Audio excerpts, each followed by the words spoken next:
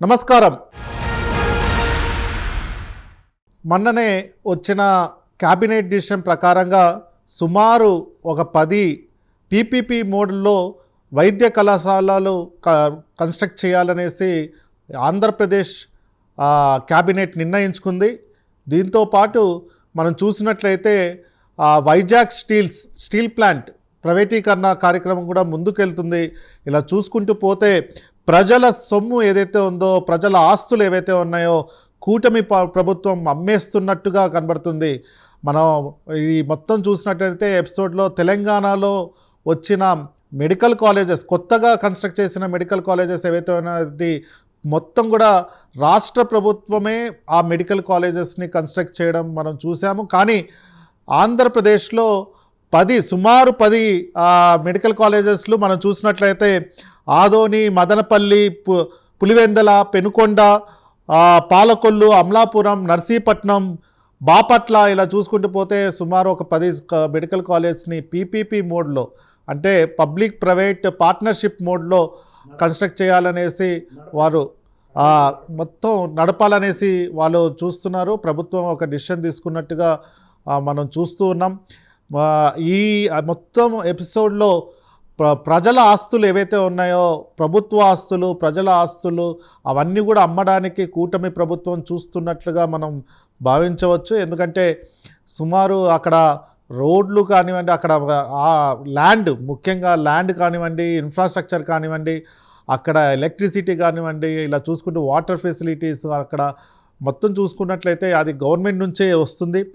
ముఖ్యంగా ఈ అన్ని 10 ఏవైతే హాస్పిటల్ పెట్టాలనుకుంటున్నారో ఈ అన్నీ కూడా వెనుకబడిన ప్రాంతాలుగా మనం చూడొచ్చు. ఆదోని నుంచి పార్వతీపురం వరకు మనం చూసినట్లయితే అన్నీ కూడా సుమారు ఇంచుమించు అన్ని దగ్గర కూడా వెనుకబడిన జిల్లాలు, ఆ వెనుకబడిన ప్రాంతాల నుంచి ఇక్కడ మనం చూడొచ్చు. అక్కడ ముఖ్యంగా ఈ ప్రైవేటు శక్తులు కనుక ఎంటర్ అయినట్టయితే వైద్యం చాలా వరకు ఏదైతే విద్య కానివ్వండి, ఇటు వైద్యాన్ని అందించడంలో కానివ్వండి గణనీయంగా రేట్లు పెంచుకొని, ఇష్టరాజ్యంగా పెంచుకొని అక్కడ ప్రభుత్వం వాళ్ళకి ప్రైవేట్ వ్యక్తులకి సంబంధించిన ఏవైతే మెడికల్ కాలేజ్ నడపడానికి ఇస్తున్నారో వాళ్ళందరి చేతిలో ఉంటుంది. కాబట్టి ఈ విషయమై మాట్లాడడానికి మనతో పాటు డాక్టర్ జె పూర్ణచంద్రరావు గారు, రిటైర్డ్ ఐపీఎస్ ఆఫీసర్, అలాగే ప్రస్తుతం కోఆర్డినేటర్గా ఉన్నారు. ఆల్ ఇండియా బీఎస్పీ పార్టీకి కోఆర్డినేటర్గా ఉన్నారు. వారు మనతో పాటు జాయిన్ అయ్యారు. అలా వారితో పాటు CITU senior leader, Visakha steel plant ఉద్యమంలో క్రియాశీలకంగా పాల్గొన్న వైటి దాస్ గారు కూడా మనతో పాటు వైజాగ్ నుంచి మనకు వర్చువల్గా జాయిన్ అవుతున్నారు. వారితో పాటు మురళీకృష్ణ యాదవ్, విద్యార్థి ఉద్యమాల్లో పాల్గొని ఓబీసీ స్టూడెంట్స్ అసోసియేషన్ కోఆర్డినేటర్గా పనిచేస్తున్నారు. తను కూడా మనకు ఈ డిస్కషన్లో పాల్గొంటారు. ముఖ్యంగా మనం సార్ పూర్ణచంద్రరావు గారు, మీరు చురుగ్గా పాల్గొంటున్నారు అనేక కార్యక్రమాల్లో, ముఖ్యంగా స్టీల్ ప్లాంట్ ఉద్యమంలో కూడా మీరు పాల్గొన్నారు, ప్రైవేటీకరణ చేయొద్దనేసి. అలాగే రాష్ట్రమంతా కూడా తిరుగుతున్నారు, తెలంగాణలో తిరుగుతున్నారు, అటు ఆంధ్రప్రదేశ్లో ముఖ్యంగా రాష్ట్రాల అంతా కూడా తిరుగుతున్నారు. బహుజనులకు రాజ్యం రావాలని మీరు పోరాడుతున్నారు. ఈ యొక్క డిసిషన్ని, అంటే రీసెంట్గా క్యాబినెట్ తీసుకున్న డిసిషన్, అలాగే ఇంతకుముందు నుంచి గత సుమారు ఒక 5-6 ఏళ్ల నుంచి ప్రైవేటీకరణ వైపు చూస్తున్న వైజాగ్ స్టీల్ ప్లాంట్ ప్రైవేటీకరణ వైపు చూస్తున్నారు ప్రభుత్వం గురించి మీరు ఎలా చూస్తారు ఈ అంశాన్ని? ఆంధ్రప్రదేశ్లో కూటమి సర్కార్ పాలన మొత్తం ఎలా కనపడుతుందంటే, ఒక మాటలో చెప్పాలంటే, పాలించమని అంటే ప్రజల ఆస్తుల్ని అమ్మేసే పద్ధతిలోనే పాలన సాగుతుంది. మనం వైజాగ్ స్టీల్ ప్లాంట్ తీసుకున్నాం అనుకోండి, వైజాగ్ స్టీల్ ప్లాంట్లో ఈ రోజున ఏమవుతుందంటే, కూటమి సర్కారు వచ్చినాకనే మరి చాలామంది ఎంప్లాయీస్ వీఆర్ఎస్ ప్రోత్సహించుకుని వీఆర్ఎస్ తీసుకోవడం జరిగింది. కాంట్రాక్ట్ ఎంప్లాయీస్ని వేల కొలది వాళ్ళని ఇంటికి పంపించడం జరిగింది. అంతేకాకుండా మేము చేయట్లేదు, ప్రైవేటైజ్ చేయట్లేదని మాట చెప్తూనే దొడ్డిదారిన ఈ రోజున ప్రతి ఒక్క డిపార్ట్మెంట్ని కూడా, ప్రతి డిపార్ట్మెంట్ని మరి వాళ్ళు ప్రైవేట్ పరం చేస్తున్నారు. అంటే మొత్తం స్టీల్ ప్లాంట్ ప్రైవేటైజ్ చేసామని చెప్పకుండా ఉన్న ఎంప్లాయీస్ని బయటికి పంపించడం, మరి కాంట్రాక్ట్ ఎంప్లాయీస్ని తొలగించడం, తర్వాత అక్కడ ఉన్నటువంటి పని ఏదైతే ఉందో ఆ పనులన్నీ కూడా ప్రైవేట్ కాంట్రాక్టర్లకు అప్పచెప్పటం డిపార్ట్మెంట్ వైజ్గా జరుగుతుంది. అంటే కొన్నాళ్ళకి ఏమవుతుందంటే అక్కడ వైజాగ్ స్టీల్ ప్లాంట్ అనేది నామమాత్రంగా ఒక ప్రభుత్వ సంస్థగా కనపడుతుంది. సో మరొక్క రోజున ఈ 29 ఎలక్షన్ల ముందు కానీ తర్వాత కానీ ఎప్పుడైతే కేంద్ర ప్రభుత్వం మాకే తిరిగే లేదు, మళ్ళీ మేము అధికారంలోకి వస్తామని నమ్మిన రోజున మొత్తం వీటిని అదానీల పరం జిందాల్ పరాలని వైజాగ్ స్టీల్ ప్లాంట్ చేయడానికి ఎత్తుగాళ్ళు వేస్తుంది. ఇది కాదు అని చెప్పేటువంటి పరిస్థితులు ఏం లేవు. రోజుకి అక్కడ ఇప్పుడు ఈ రోజున ఆగస్టు నెల జీతాలు ఇవ్వలే అక్కడ ఉన్న ఎంప్లాయీస్కి.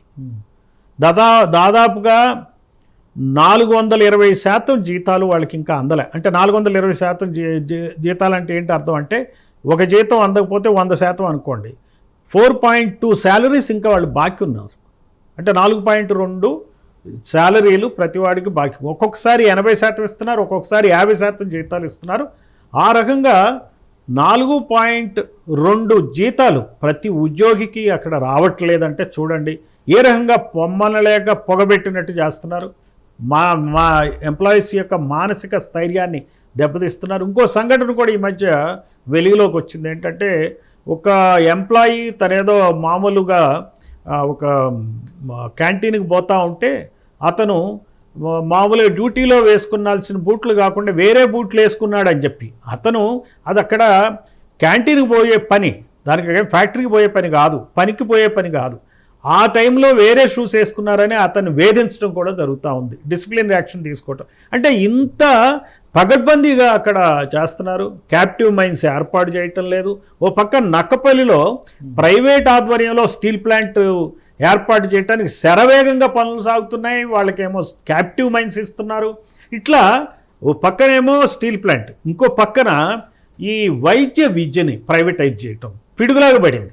ఈరోజు 17 మెడికల్ కాలేజెస్ వస్తే ఒక జగన్మోహన్ రెడ్డి టైంలో 5 మెడికల్ కాలేజెస్ స్టార్ట్ చేయడం జరిగింది.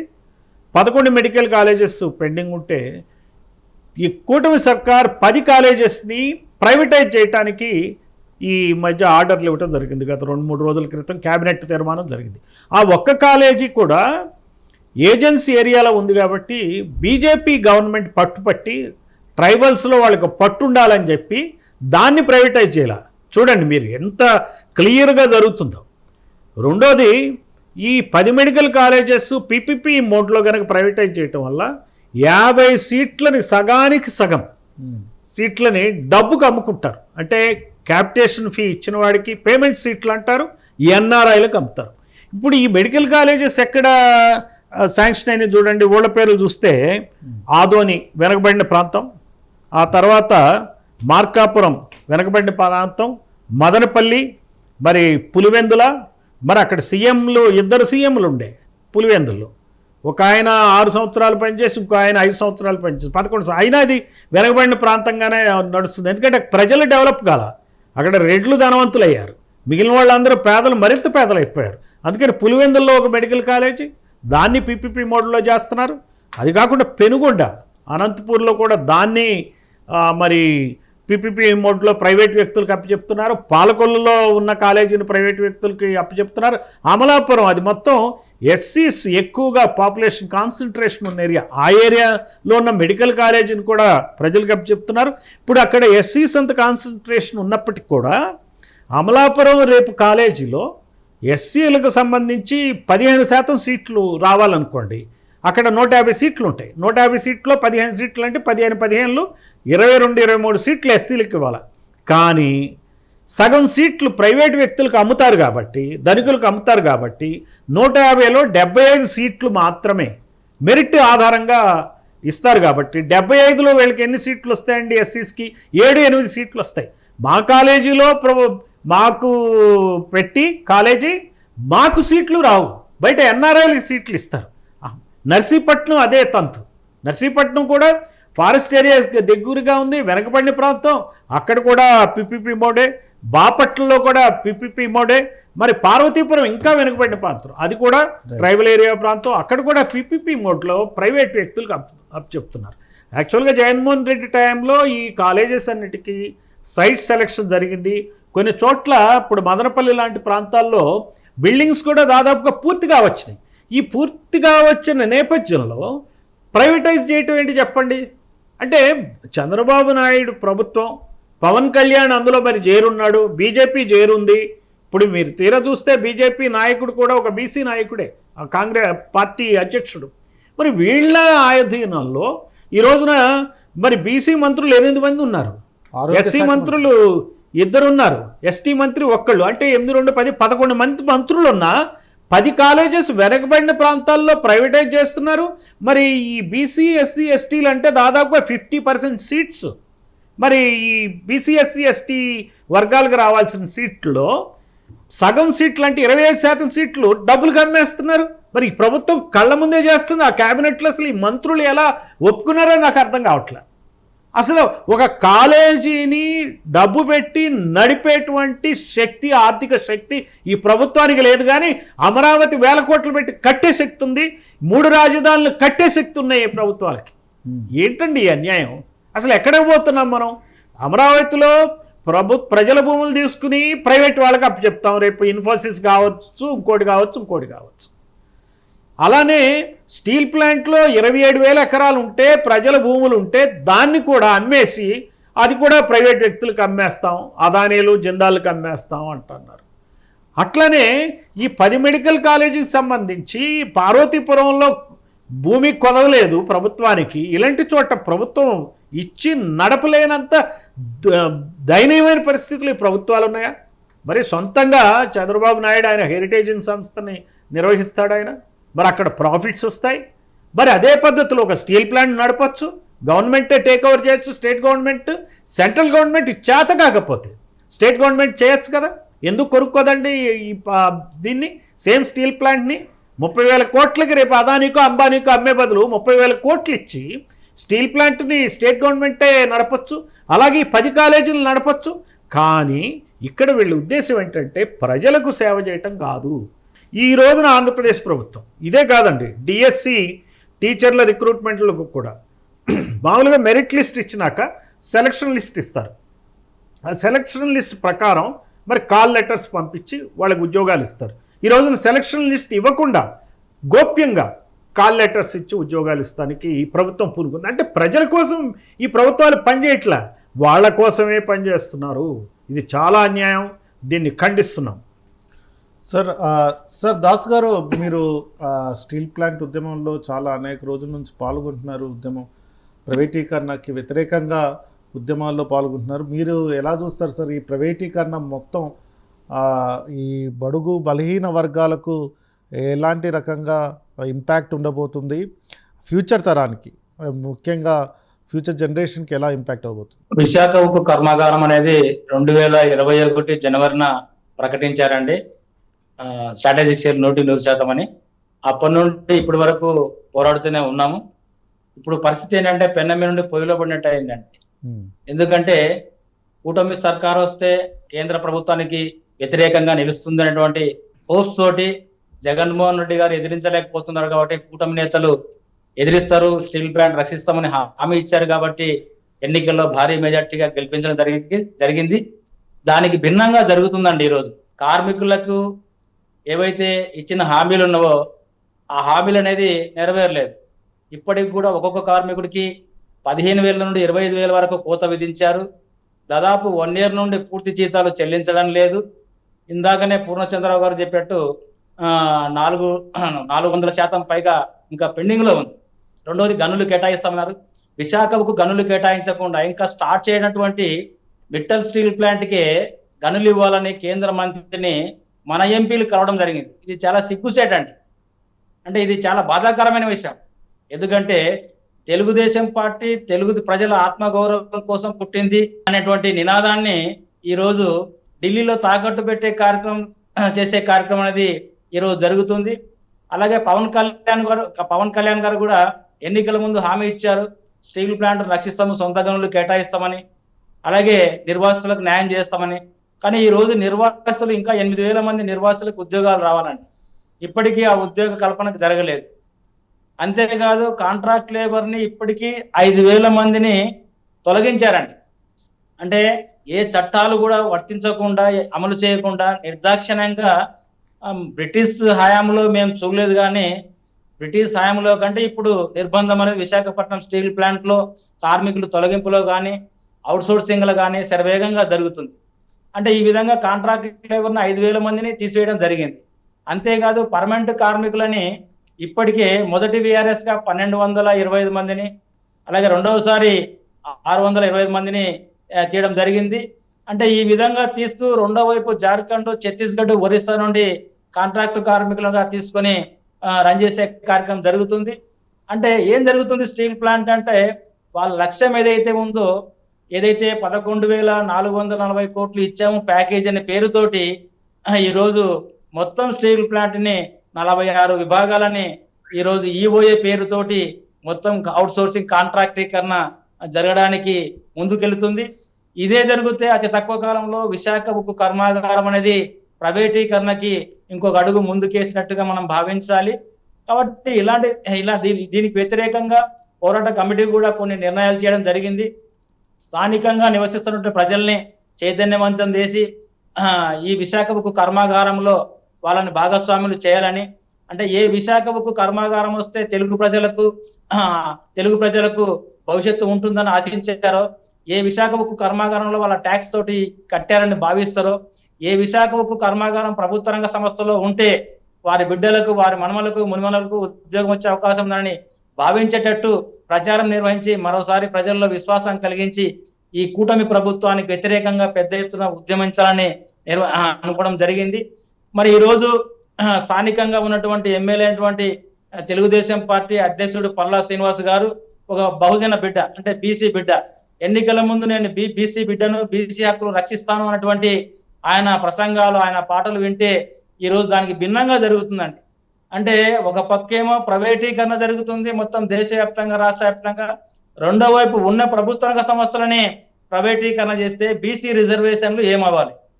అంటే బీసీ రిజర్వేషన్లు ఈరోజు జీరో పరిస్థితికి వస్తుందండి. ఎందుకంటే 3.2 మిలియన్ టన్నులు ఉన్నట్టు పర్మనెంట్ ఎంప్లాయీస్ 18,000 మంది ఉన్నారు. ఈరోజు 7.2 మిలియన్ టన్నులకు విస్తరించిన తర్వాత కార్మికులు 10,500 మంది ఉన్నారు. అంటే రిజర్వేషన్లు ఉన్నట్ట, అమలు జరుగుతున్నట్ట, పోతున్నట్ట అని మనం పరిశీలించినప్పుడు గ్రాడ్యువల్ గా జీరో స్థితికి అనేది వస్తుంది. కాబట్టి ఇలాంటి మాయమాటలు చెప్పి ఎస్సీ, ఎస్టీ, బీసీలకు రిజర్వేషన్లు అనేది ఒక ప్రభుత్వ రంగ సంస్థలో ఉంటానే అందరికి తెలిసిన విషయమే. కాబట్టి ఇలాంటి కుట్రలకు వ్యతిరేకంగా ఈ సామాజిక తరగతులను కూడా చైతన్యం చేయాల్సిన బాధ్యత అనేది ట్రేడ్ యూనియన్స్ మీద ఉందని భావించడం జరిగింది. కాబట్టి రాబోయే కాలంలో స్థానికంగా నిర్వాసితులను, అలాగే స్థానిక ప్రజల్ని కదిలించి ఈ కూటమి ప్రభుత్వానికి వ్యతిరేకంగా కూడగట్టి విశాఖ ఉక్కు కర్మాగారం రక్షించుకోవాలని నిర్ణయం చేయడం జరిగిందండి. Okay sir, okay. మురళీకృష్ణ గారు, మీరు యూనివర్సిటీ, సెంట్రల్ యూనివర్సిటీలో చదువుకున్నారు. యూనివర్సిటీలు కూడా మనం చూసినట్లయితే చాలా అనేకమైన ప్రైవేట్ యూనివర్సిటీలు తెలుగు రాష్ట్రాల్లో రావడం జరిగింది. ముఖ్యంగా ఆంధ్రప్రదేశ్లో మనం చూసినట్లయితే అనేక ప్రైవేట్ యూనివర్సిటీలు. ఇంకోవైపు స్టేట్ యూనివర్సిటీలన్నింటికి నిధులు తగ్గించడం, లేకపోతే ఆపేయడం, తర్వాత రిక్రూట్మెంట్ కూడా గత 13 ఏళ్ల నుంచి ఒక్క అసిస్టెంట్ ప్రొఫెసర్ని కూడా రిక్రూట్ చేసుకోకపోవడం అన్నది స్టేట్ యూనివర్సిటీస్లో, గవర్నమెంట్ యూనివర్సిటీస్లో చాలా దారుణ స్థితిలో ఉన్నాయి ఇప్పుడు స్టేట్ యూనివర్సిటీస్ కూడా. మీరు ఎలా చూస్తారు? ఈ ప్రైవేటీకరణ యూనివర్సిటీల ఇంపాక్ట్ ఎలా ఉండబోతుంది?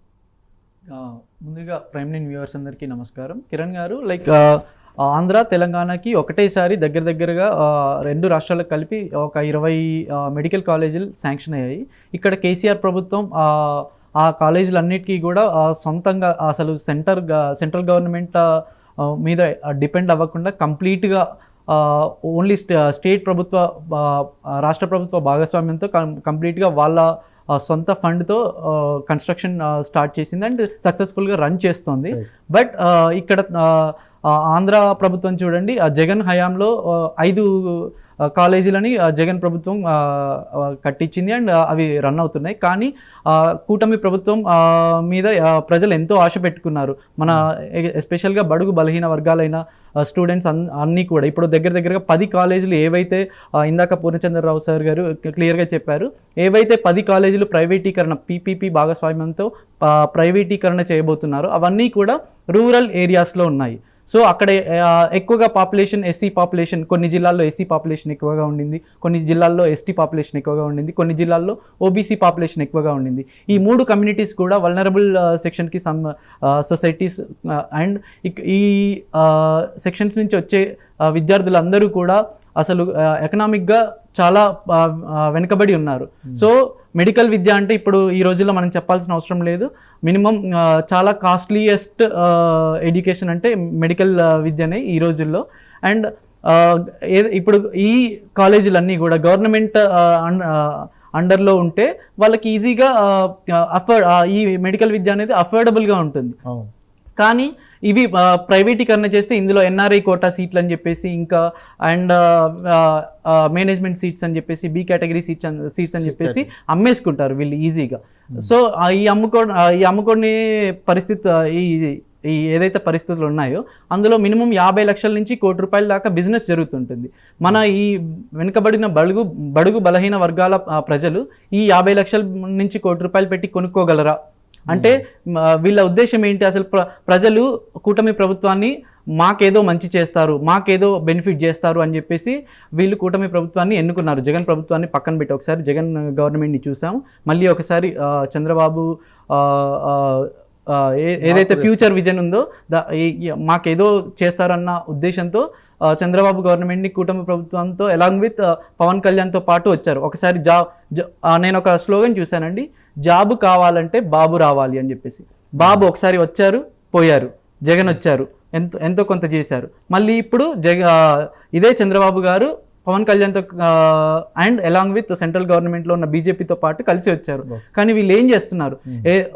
విద్యా ఉద్యోగ అసలు బడుగు బలహీన వర్గాల ప్రజలకి అసలు విద్యను దూరం చేస్తున్నారు ఈ ప్రైవేటీకరణతో పాటు. అండ్ ఇంకొక విషయం, ఇందాక వైజాగ్ స్టీల్ ప్లాంట్ విషయం గురించి చెప్తే అసలు అక్కడ దగ్గర వీళ్ళు 10,000 కోట్లు పెట్టి ఇదే వైజాగ్ స్టీల్ ప్లాంట్ని ప్రైవేట్ వ్యక్తులకి అప్పచెప్పే బదులు ఇదే 10,000 కోట్లు అక్కడే ఇన్వెస్ట్ చేస్తే ఎంతో మంది పేద విద్యార్థులకు, ఎవరైతే ఈ గవర్నమెంట్ కాలేజీల్లో చదువుకున్నారో ఈ విద్యార్థులందరికీ కూడా ఎంప్లాయ్మెంట్ కలుగుతుంది. 10,000 మంది వరకు ఈజీగా ఎంప్లాయ్మెంట్ కలిగిస్తుంది. అలాగే యూనివర్సిటీల గురించి కూడా మీరు చూసినట్లయితే యూనివర్సిటీస్ మీద మీరు ఏం చెప్తారు? యూనివర్సిటీస్ దగ్గర ఒక 10 సంవత్సరాల నుంచి అండి అసలు గవర్నమెంట్ యూనివర్సిటీలలో ఏ యూనివర్సిటీలో కూడా ప్రొఫెసర్స్ని, అసిస్టెంట్ ప్రొఫెసర్స్ని, అసోసియేట్ అండ్ ప్రొఫెసర్స్ని అసలు రిక్రూట్మెంట్ జరగలేదు. టీచర్స్ రిక్రూట్మెంటే జరగలేదు యూనివర్సిటీస్లో. ఆంధ్రాలో అయితే ఇంకా అసలు ఒకప్పుడు ఆంధ్ర యూనివర్సిటీ నెంబర్ 1 యూనివర్సిటీ. ఈరోజు NIRF ర్యాంకింగ్స్లో అంతో ఇంతో ఇంకా కొంచెం ఏదో ఒక పొజిషన్ సంపాదించగలిగింది. కానీ మిగతా యూనివర్సిటీలు ఏవి కూడా ఒక ఆంధ్ర యూనివర్సిటీ తప్ప మిగతా ఏ యూనివర్సిటీలు కూడా NIRFలో అసలు ర్యాంకింగ్స్లో లేనే లేవు. ప్రైవేటీకరణని all India OBC student association తప్పకుండా ఖండిస్తుంది అని నేను చెప్పదలుచుకున్నాను. అది చివరగా పూర్ణచంద్రరావు గారు మీరు ఏమంటారు ఈ అంశాన్ని మీద? ఇప్పుడు మనం ఈ ఒక పక్క స్టీల్ ప్లాంట్ కానీ, ఇంకో పక్క మెడికల్ కాలేజెస్ కానీ, P4 పథకం కానీ ఏం చూసినా కానీ ఒకటి క్లియర్గా మీరు అన్నట్టుగా ప్రైవేటీకరణ అనే మంత్రాన్ని వీళ్ళు ఫాలో అవుతున్నారు. వెల్ఫేరిజం తరపున ఏంటంటే direct transfer money to the beneficiaries చూస్తున్నారు. ఇప్పుడు మనం అబ్జర్వ్ చేయాల్సింది ఏంటంటే ఈ 10 మెడికల్ కాలేజెస్ ఎన్ని సీట్లు ఉన్నాయంటే ఒక్కో కాలేజీకి 150 సీట్లు ఉంటాయండి. అంటే 1,500 సీట్లు. 1,500 సీట్లు అంటే అందులో 750 సీట్లని ఈ పేమెంట్ ఫీజు కోసం లేదంటే NRIలకు అమ్ముతారు. అంటే 750 కోట్ల రూపాయల బిజినెస్ ఎవ్రీ ఇయర్ జరుగుతుంది. 750 crores. ఇది ఉత్తినే ప్రైవేట్ వ్యక్తులు నడపరండి. PPP మోడల్ అంటే ఈజీగా డబ్బున్న వాళ్ళ దగ్గర డబ్బు తీసుకుని ఆ కాలేజీలను వీళ్ళు రన్ చేస్తారు. నేనేమంటానంటే ప్రభుత్వమే నడపచ్చు కదా, వీళ్ళెందుకు నడపాలి? ప్రభుత్వం నడిపితే అడ్వాంటేజ్ ఏంటంటే ఎక్కడైనా కానీ కనీసం రూల్ ఆఫ్ రిజర్వేషన్ ఫాలో అవుతున్నారో లేదో కూడా మనకు తెలుస్తుంది. ఈ డబ్బులన్నీ ప్రభుత్వానికి వస్తాయి. ప్రభుత్వం ఆ కాలేజీని బాగా అభివృద్ధి చేయొచ్చు. పైగా ఈ ప్రైవేట్ కాలేజెస్లో అక్కడ ఉన్నటువంటి ఫ్యాకల్టీకి జీతాలు సరిగ్గా ఇవ్వరు. పార్ట్ టైం ఫ్యాకల్టీ ఉంటారు, ఫుల్ టైం ఉన్నట్టు చూపిస్తారు. నాణ్యమైన విద్య ఇచ్చే ప్రసక్తే లేదు ఈ ప్రైవేట్ మెడికల్ కాలేజెస్లో. మనం చాలా ఇంజనీరింగ్ కాలేజెస్ చూస్తున్నాం. అక్కడ ఉన్న ఫ్యాకల్టీకి 15,000 కూడా ఇవ్వరు. ఎంటెక్ చేసిన లెక్చరర్కి, అసిస్టెంట్ ప్రొఫెసర్కి 15,000 జీతం ఇస్తారు. అందువలన ఈ పని ఏదుందో ప్రభుత్వం చేయాలా, రూల్ ఆఫ్ రిజర్వేషన్ ఫాలో అవ్వాలా, మాకున్నటువంటి మా బీసీ ఎస్సీ ఎస్టీ ఏదైతే విద్యార్థులు ఉన్నారో కాన్స్టిట్యూషన్ ప్రకారం మరి రూల్ ఆఫ్ రిజర్వేషన్ ప్రకారం వాళ్ళకి సీట్లు ఇవ్వాలి. ఈ బాధ్యత నుంచి ప్రభుత్వం తప్పుకుని మరి ఎవరికి ఇస్తారండి 750 కోట్ల టర్నోవర్ అంటే ఎవ్రీ ఇయర్, అలా మీకు 5 సంవత్సరాలంటే ఒక 5 సంవత్సరాల్లోనే వాళ్ళు దాదాపుగా 3,000 కోట్లు 4,000 కోట్ల రూపాయలు సంపాదిస్తారు. అండ్ మార్కెట్ని బట్టి ₹1 కోటి ఉన్న సీటు 2 కోట్లు కూడా అయ్యేటువంటి అవకాశం ఉంది. కాబట్టి వీళ్ళందరూ ఎవరిని బాగు చేస్తారండి? పీపీపీ మోడల్ ఎవరుంటారు? ఎవరో ఎంపీ ఎమ్మెల్యే పాలక కులానికి చెందిన వ్యక్తులకే వీటిని అప్పచెప్తారు.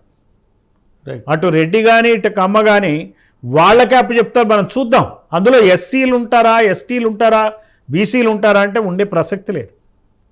అందువలన ఈ డబ్బున్నవాడే ధనికుడు మరింత ధనికుడు అయ్యే రకంగా, పేదవాడు మరింత పేదవాడు అయ్యే రకంగా, ఈవెన్ పేమెంట్ సీట్లో వాళ్ళు పే చేయాలంటే బీసీ ఎస్సీ ఎస్టీ తల్లిదండ్రులు కూడా చాలా కష్టాలు పడతారు. అప్పులు చేసి చదివించాలి. నాకు తెలిసి కొంతమందికి డబ్బులు కట్టలేక మరి ఇంజనీరింగ్ సీట్లు కానీ మెడికల్ సీట్లు కానీ పేమెంట్ సీట్లు వదులుకున్నటువంటి కుటుంబాలు చాలా ఉన్నాయి ఈ రోజున.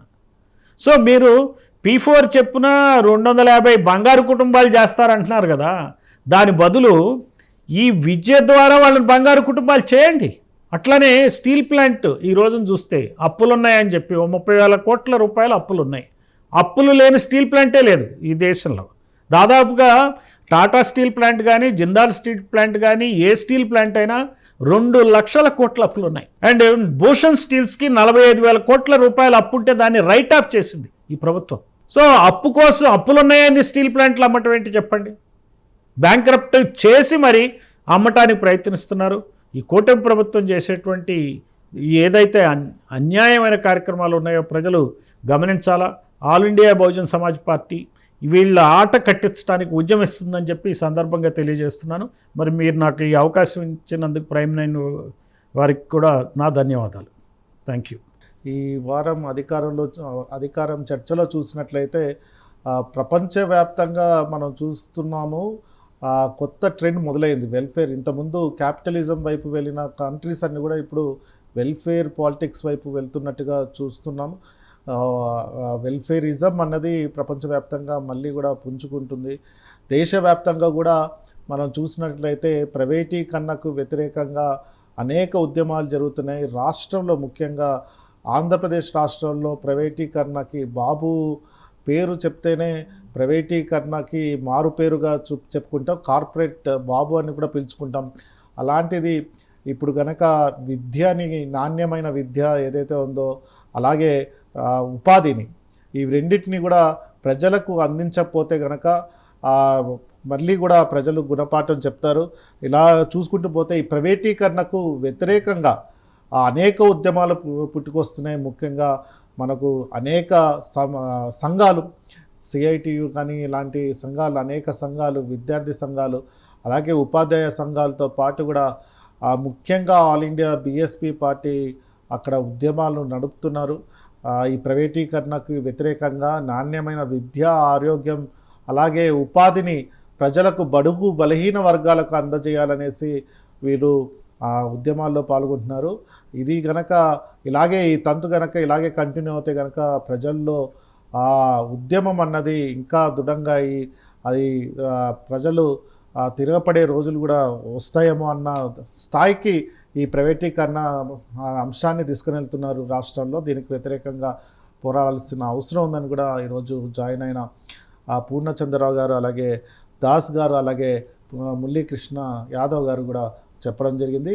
మరొక అంశంతో వచ్చే వారం అధికార కార్యక్రమాల్లో కలుద్దాం. అప్పటి వరకు నమస్తే.